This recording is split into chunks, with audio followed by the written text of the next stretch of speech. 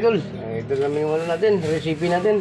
Yung magpaksiw tayo ng galunggong. Ito, hugasan muna natin sa naka-plastic pa, galing pa sa palengke. So ito, nilabas ko lang itong tanong na ilagay natin dito sa paksiw. Itong siling green, bumili na rin ako para, ayan, kailangan talaga yan. Marami, 10 piso lang. Ayan, kailangan bumili tayo ng marami. Ito, may kamatis na tayo, may bawang tayo. Mas masarap kasi yung paksiw na may bawang at saka may sibuyas at yung luya. Meron tayo. So, ano to mga idol? Ano itong papaksiwin natin? Galunggong na maliit. Kung malaki mga idol, malaki. Yan. So, ito, tawagin natin maliit na galunggong. Hugasan muna natin mga idol para ikakamada na natin dito sa ating kawali. Yan ang kawali, naka-ready na. So dito muna tayo sa ano natin, hugasan natin sa lababo. So dito nga natin asikasuhin. So hugasan pa natin dito. So lahat ng ricado natin ilalagay natin para makumpleto. Isasalang na lang natin. So let's go mga idol. Yan yung bawang para yummy. Yung ating paksiw. Yan.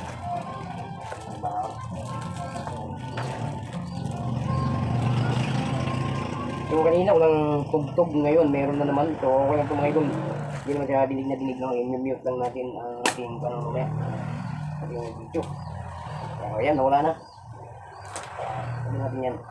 Siyempre, para bumango yung paksiw natin, lalagyan natin ng bawang. Siyempre, yung susunod natin mga itong luya. Para masarap. Lagyan muna natin. Pero hindi pa kaya mga idol, medyo lumakas yung sounds. Ano muna natin, medyo ito lang muna. Gawin natin, mamaya natin pakita ulit kung ano. So, laylo muna tayo sa sounds, medyo malakas-lakas. So, makapay-right tayo dyan. So, ito na idol, lagyan na natin itong sili. Lumakada natin dito. Kailangan malakas-lakas ang boses natin para hindi marinig yung sounds doon. So, napakalakas kasi ng tugtog nila tuwing umaga. So, ilagay na rin itong okra para masarap. Meron pa tayong lalagay dyan, talong. Lagyan natin para masarap yung paksiw natin mga idol. So masarap talaga yung may gulay-gulay tayo. So siyempre sunod natin itong luya. Luya para masarap. Para mabango yung ating paksiw. Masarap itong paksiw mga idol. At saka yung lalo na't mainit yung kanin. Napakayami nito mga idol. Ito yung ulam natin na simple. Siyempre susunod natin itong sibuyas. Lulog natin. Ayan, lagyan natin dito sa tabi. Ayan. Para mamaya pagkatapos natin, isasalang na lang natin, di ba? Ayan. Siyempre, sunod na rin natin itong kamatis. Siyempre, lagyan natin ng kamatis para maganda ang ating paksiw. Alright, mga idol. Yan, ito yung ulam na napakasarap, mga idol. Siyempre, meron pa tayong talong dyan. Ilagay muna natin. Hugasan muna natin yung talong natin, no? Ito. Siguro, mga idol, hindi lang natin ubusin itong talong. Ano lang siguro, mga 3 piraso. Baka dumami masyado. So, hugasan muna natin mga idol. Pakita ko na sa inyo bago natin ilagay. Ito na yung talong mga idol. Siyempre, isali na rin natin dito sa ating paksiw. Hindi lang nakikita yung isda. So, natakpan na dito sa ating mga ricado. So, ito pa. Lalong nakakatakip. Ito, lagay rin natin itong talong natin. Wow, ang sarap ng almusal natin ngayon mga idol. Itong paksiw na galunggong na maliliit. Ito.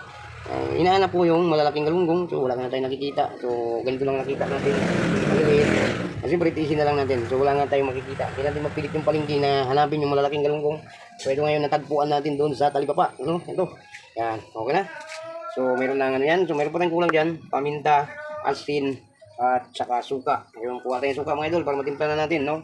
Kaya ang paksiw natin ngayon. Yan. Siyempre, bago natin magtimpla tayo ng konting bitchin para masarap. Suka mga idol. Para mamaya pagkatapos salang na lang natin. Lamihan natin. Ay, sobrang asin mga idol. Ilagyan natin ng konting tubig. At siyempre, isasalang yan. So, yan nakatawag. Salang natin ito. Mabilis lang ito maluto mga idol. Wow, nandito na tayo sa ating salangan. Lagyan din ng paminta. So, yan na dong. Salang na natin mga idol. So, ito na dong. Nasalang na natin yung ating paksiw. Ayan. Hintayin natin kumulo. Kakain na eh. So ito na boss, luto na yung paksiw natin. Napakasarap mga idol. Yun, yummy yung paksiw natin. Ito na, kakain na tayo. Magkandok na tayo. Ito na rin ang kanin natin. Ayan. Wow, bagong luto mga idol. Sandok na tayo, napakabango nitong ating paksiw mga idol. Oh. Yun lang. Yun lang. Kain tayo. Kunin mo yung bata, Gian! Ganyan laging Wow! Ganyan ang plato natin mga idol, itong bilao para hindi magkalat yung kanin natin. So meron nga tayong mga apong maliliit. Ayan oh. Yan, pagkakain para dyan lahat yung ano, hindi tayo magkalat sa pagkain. So ito na. Kain na tayo, ito na yung paksiw natin niluto. Ayan oh. Sarap mga idol. Lumabas na yung ano, ng talong. Ito na dol. Ito lang gamitin natin. Yan oh, sarap mga idol. Paksiw. Okay na idol. Kain tayo. Oh, yan, kunin mo na yan. Ano bang gusto mong ulam? wait